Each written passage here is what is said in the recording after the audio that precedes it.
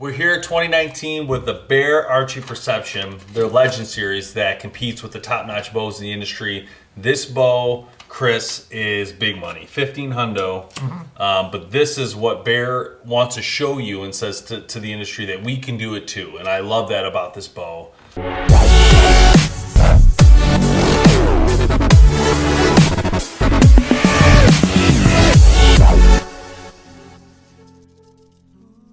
When I first saw this bow, when the rep started bringing them around and we saw them, it kind of looked like that concept car that the company came out with, wanted to build, and accidentally put it into production.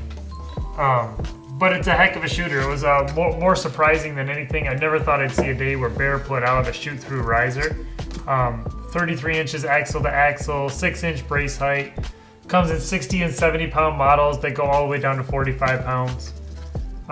It's a very stylish looking bow right off the bat. It is. And when I see this bow, like, it is just, in my opinion, a little bit jaw dropping. I'm like, wow. I mean, they really went to town on this bow, especially with the CNC machining of this bow. I mean, literally massive cutouts. In my mind, when I think about, oh, how would I ever make a bow? This is some of the kind of cutouts I was thinking in my mind.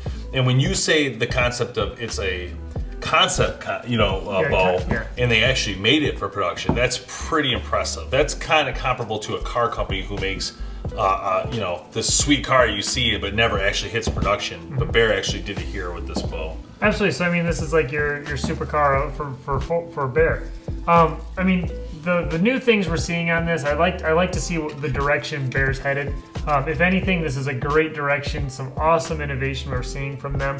The riser design definitely tells you that they're starting to take it very seriously, and the cam system is very familiar. It's a very similar feel to what we've had with the Kuma, the Divergent cams and cam systems that we've been very comfortable with. People enjoy. Good quality, gives you lots of options. You're going to have cable stops as the primary option as they ship with, and you also have the limb stop option for the top limb. That'll give you a little bit firmer wall if that's what you like. I like the way the cable stops feel. They give you a little bit of squish on the back end, just enough to actually pull through your shot. But overall, it's been a great shooting bow. Been very surprised by the way it feels. Let's talk about the pocket. So one thing I noticed right off the bat, when I'm looking at this bow compared to another Bear bow that we might have around here, is this pocket. So this pocket, Chris, has this divot in it that actually, it's like nice and coved in there. And it feels amazing. Is this a different pocket than they've done in the past? So this is a whole new pocket for them. This is a multi-piece limb pocket designed specifically for these limbs and the way it's going to fit on this riser. Because this riser is so different than anything they've built before, they had to completely redesign the pocket. So I believe it's at least a 4-piece pocket, but it's machined to have zero tolerance. There's no movement in that. You can put this bow all the way out you can take up to 6 turns out of these limb bolts safely. With 6 turns out, you're still getting a rock solid pocket that's going to give you excellent tunability and consistency. There's a lot of things we've seen before with Bear. We're still seeing the roller hinge guard, which provides excellent cable life and longevity. You're getting a huge relief from torque. You're already having a riser design that eliminates a significant amount of torque anyway by adding the shoot-through aspect of it, and then widening these cutouts really changes the way the bow actually flexes and feels. What's your thoughts on the shoot-through? So shoot-through is going to be a really hard sell in the hunting community, let's be honest, because you haven't seen it before. Is it mainly used for target? We have seen it in the target a lot, and if you go back in history, there's a lot of other companies have done shoot-throughs on hunting bows before, or on smaller or even hunting platform bows, but it wasn't necessarily heavily adopted. Bear realized that this is going to be a technical advantage to the bow hunter as well as the long-range shooter. That's really where it comes in. When you're getting a lot of significant riser stiffness, you're eliminating torque and flex from a riser, you're going to gain long-range accuracy and consistency, as well as helping the overall platform tune better. So, I love this bow. That's really what you... I think it's awesome. I mean, when I look at this bow, I can't... sorry to cut you off, but am just blown away by the look of this bow. I mean, literally, I can fit my whole hand through this bow. I think it's amazing that Tim can hand me a pretzel right through this bow. It's such a large area, and I love it. That it looks so cool. And then like this circle in the back, it's like a straight circle.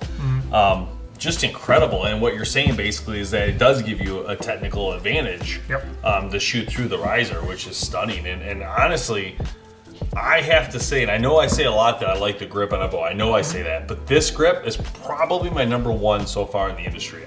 For me, I understand everybody's different. Everybody's different, but for me, this grip is nothing like any grip I felt before. This to me is completely new for me.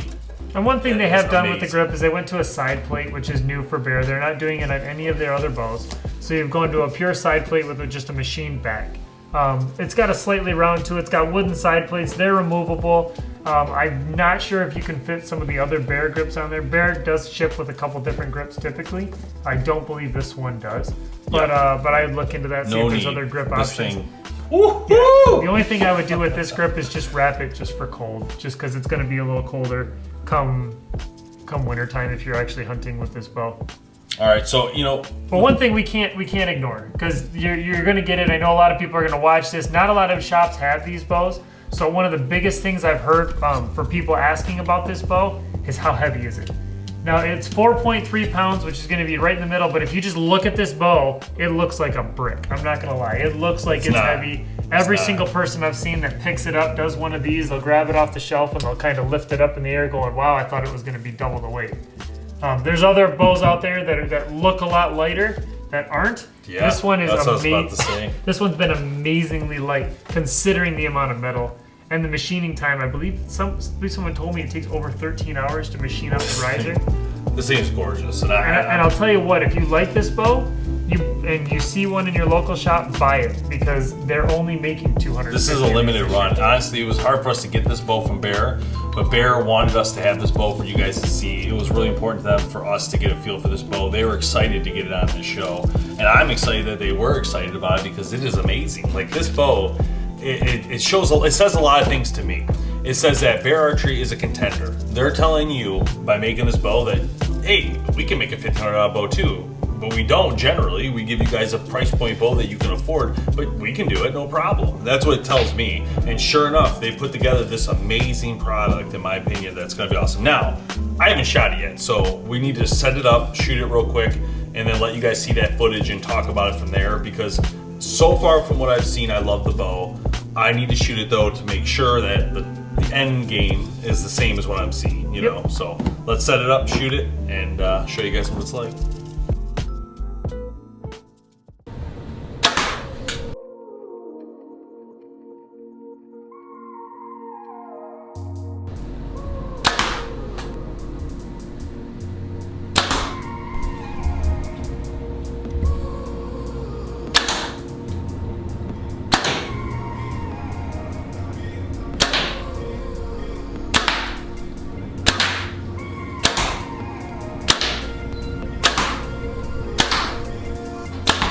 All right, so we have the Bear Perception. We've got it here, 29-inch draw length, 69 pounds.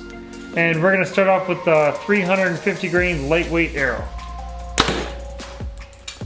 333. All right, now our middleweight arrow at 450 grains. 296. Heavyweight at 550 grains. 269. And then now our heavyweight 687 grain arrow. 241. So there we go, pretty good speeds. Right on par with what we'd expect. All right, guys, we just got done shooting the Perception from Bear Archery, and my oh my, it was a great shooting bow. I thought it was great. We started at 45 pounds. I did crank it up to 70, so we're kind of all over the place. I thought it shot great. What was your thoughts? I liked it a lot. I mean, I'll be honest, there's a little bit of hand shock when I shot it, but this is a totally new design for Bear, and something that I've seen in shoot-through risers before. So it actually felt like a bow I've shot in the past. So Chris mentioned the hand shock. I did feel a little bit without the stabilizer, and that's why I threw this on. I wanted to see what happened, and I'm not gonna lie to you guys, it completely went away when I added that stabilizer. It felt great. The speeds we got out of it were really good. I was really happy with what I saw on the speed part of it.